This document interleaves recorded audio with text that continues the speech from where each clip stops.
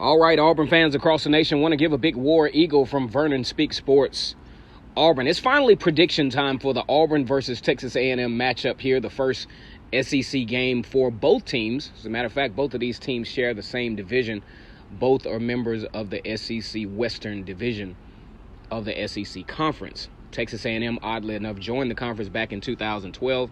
Of course, they took the place in the SEC West, which made sense geographically, and Missouri, out of the Big 12 as well, took their place in the SEC East. Arguably a questionable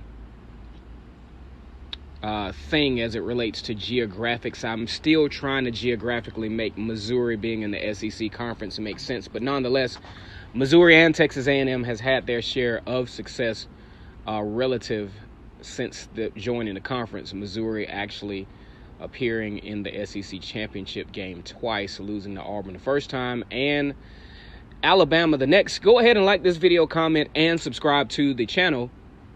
As always, it's great to be an Auburn Tiger. War Eagle. Number 8, Auburn. Number 17, Texas A&M. Get ready to battle it out in the first SEC West game for both teams. This game will be at 2:30 on CBS. Gary Danielson with the play-by-play. Brad Nessler with his always animated color commentating of this particular game. We're going to start with the offense for both teams first. Number one, Auburn comes into this game still trying to find some degree of identity, some degree of rhythm with this particular offense. Couldn't find much of it until the second half against Oregon. Sputtered a little bit against Tulane, then started to open things up in the second half of that game. Got things going early somewhat against Kent State, but still didn't have the rhythm to begin the game that they would like to have. Now, that's going to be a huge factor when you talk about this Texas A&M game, is getting off to a good start. I think Auburn has to do a better job of getting off to good starts, getting their rhythm started early to start the confidence of Bo Nix, the confidence of the running game, and the confidence of the offensive line. What's going to be beneficial for the Tigers, considering that Texas A&M is very, very stout up front with Matabuke as the anchoring this defense. They are very, very stout up front. So as far as being able to pound the ball between the A and B gaps, I don't think that's going to happen in any stretch of the imagination if Auburn tries to start out running the ball up the middle. What Auburn is definitely going to have to do, something that I saw Clemson do in video footage, they attack the edge, they attack the outside, they attack the perimeter with screen passes, with quick throws, with runs outside of the guard area. If Auburn is going to have some success, outside in is going to have to be their approach against this particular defense, who is very aggressive. They play with a lot of moxie, a lot of confidence, and they're definitely not going to be intimidated by the Auburn Tigers. Texas A&M over the years have done a great job of recruiting up to SEC standards. Not to say that SEC is different or better than the Big 12, but there's a certain style of play that goes with each conference. And if you're going to be competitive in the SEC West, to start with, you're going to have to have a very, very good defensive line. And Texas A&M has learned this over the course of their tenure in the SEC and has done a very, very good job at recruiting those dogs in the middle of the defensive line. You talk about even at defensive end with Myles Garrett, one of the best recruits in recent history, committed to Texas A&M, and he is now playing football on Sunday. Now, offensively, as far as Texas A&M, I think they have an opportunity. One thing that has to happen is Kellen Mond, the quarterback, definitely has to up his level of play. He will not have he will not have Corbin, his running back. He's out for the season. He's going to have to depend on a true freshman, Isaiah Spiller, who was a 4-star recruit out of Texas, played in the Under Armour game, pretty big guy, 6'1", 220 pounds. But you're asking a lot for a running back. You're talking about a true freshman running back that's going to be taking on one of the better defenses that he's going to face all season. Spiller had a lot of success in the game against Lamar. Didn't play much until the second half, of course, until after Corbin's injury. against Clemson, and even that was a little bit of mop-up duty. The game was already in hand at that point. The key to this particular game as far as offense for the Texas A&M Aggies is, can Kellen Mond keep his head on the swivel? He's got to know. Just like you saw in the Clemson game, Clemson is going to bring pressure. Auburn is going to bring pressure. Auburn is going to force Kellen Mond to win this game. And so far, Kellen Mond hasn't proven that he can do it in these high-pressure situations. Couldn't do it last year against Auburn. Threw that pick late in the midway, I think third quarter or whatever, to set that improbable comeback up for the Auburn Tigers. Excuse the breeze, guys. I'm sitting in my favorite spot recording this video, so you're going to have to excuse nature. Nature runs its course. Anyway, Kellen Mond is on the spot in this particular game. It's going to be up to him, not necessarily to have the game of his life, but he absolutely cannot be a liability. One thing about this as well, unlike other receiving cores that Auburn will face, Texas A&M is talented and they're pretty good, but what they don't have is they don't have that fear, that scary factor, that factor that creates anxiety, kind of like what Alabama does with Jerry Jeudy and Ruggs and all those guys that create so much anxiety to where one misassignment and you go into the house. Texas A&M doesn't quite provide that type of breakout play, but they can chip away at you. And that's something that Jimbo Fisher has done, is he's done a very, very good job of chipping away at teams to, create long drives. That's something that could possibly wear this defense out for Auburn.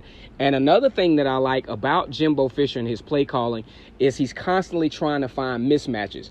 Now, in 2018, it was a little bit easier for him to spot the mismatch because of the speed differential of the linebacker core. It's going to be a little bit more difficult in 2019 because although these guys are relatively inexperienced, the athletic upgrades of Zakomi McClain, Owen Papo, KJ Britt, Zacoby Wooten has been absolutely incredible. The speed at the point of attack, the speed in the intermediate passing game where Auburn helps to supplement. And not to mention, Auburn does a different thing with their safeties versus what Texas A&M does.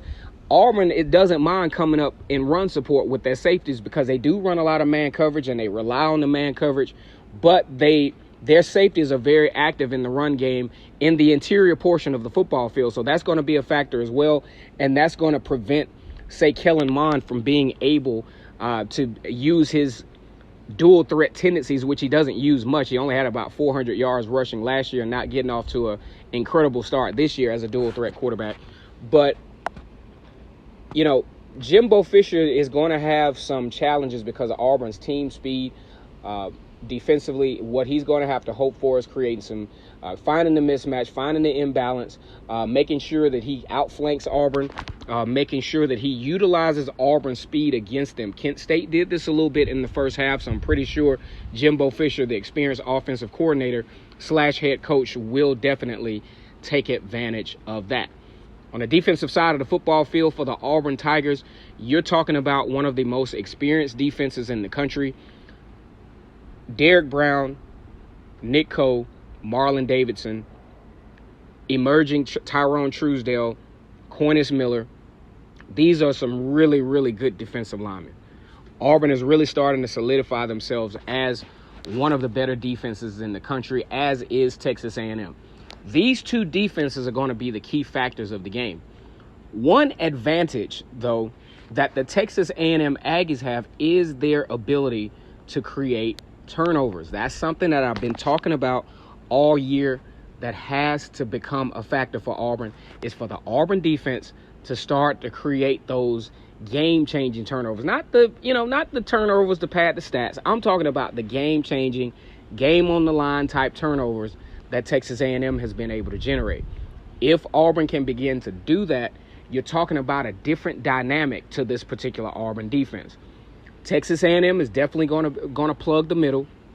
They do it. They did get kind of outflanked on the perimeter a little bit, and you can rest assured that Gus Malzahn is going to exploit that.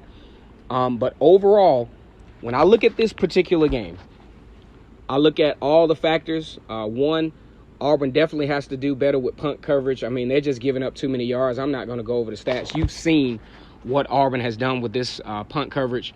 That's going to be a factor as well. But when I really look at everything that's involved with this particular football game, Auburn, arguably the most experienced football team on the field, having players dating all the way back to 2015 recruiting class. A lot of these guys actually came back with aspirations to participate in the NFL, to make a little bit more money, get their career professionally going, but decided to come back. That is a factor, because you don't come back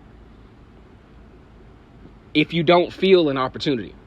And this is a game that these guys feel that they have to have, or else their return is going to be for naught. I think the 12th man is going to be a factor. I mean, home field is always going to be a factor. It's going to be loud there. It's going to be, intimidating. But Auburn has never really succumbed to that level of intimidation. 3-0 in that stadium, 15-point wins on average the last few outings. So it's prediction time. When I look at this particular game, this is a pivotal matchup for both teams. Auburn loses, chances are any type of playoff SEC aspirations, for the most part, will take a step back. Definitely got to win out. That doesn't seem probable with the schedule ahead. Texas A&M in the same boat. Texas A&M, they lose this particular football game, gonna be hard to win out, given what's ahead. But I think these Auburn Tigers, and I'm not saying this because I'm actually a fan and analysis and all this other stuff. I think Auburn has the most to lose in this game, because they have so many guys that have come back to prove themselves, to prove their legacy at Auburn. And I think they're going to play with a different kind of edge in this particular football game. So as I predict this game, I look at Auburn as a 7-point win over Texas A&M. Winning this particular football game 24-17. I think they do a lot better in punt coverage. I think they play a lot more disciplined early in the game defensively. Probably will have their first 3-and-out or first defensive stop on a first drive in this game, which is very important. Auburn wins this game 24-7. Let me know what you think in the comments. Go ahead and like this video, comment, and subscribe to the channel. This has been a great week of college football covering the Texas A&M Aggies. And as always, it's great to be an Auburn Tiger, War Eagle.